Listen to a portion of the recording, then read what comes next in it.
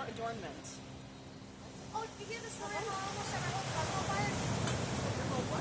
Car on fire almost? Your cart on fire? Yeah. No, that sounds like a story though. Oh, trust me. How did you set your cart on fire? I didn't set it on fire. It was a campfire. Oh, you gotta be so careful. Me and my friend made a campfire. It actually looked like it, my parents said. It had rocks all around it. And our wooden twigs.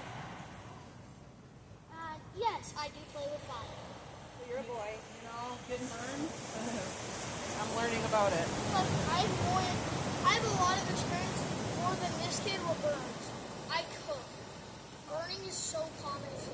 I understand, man. Nobody When you tells burn yourself, it's just like, ah.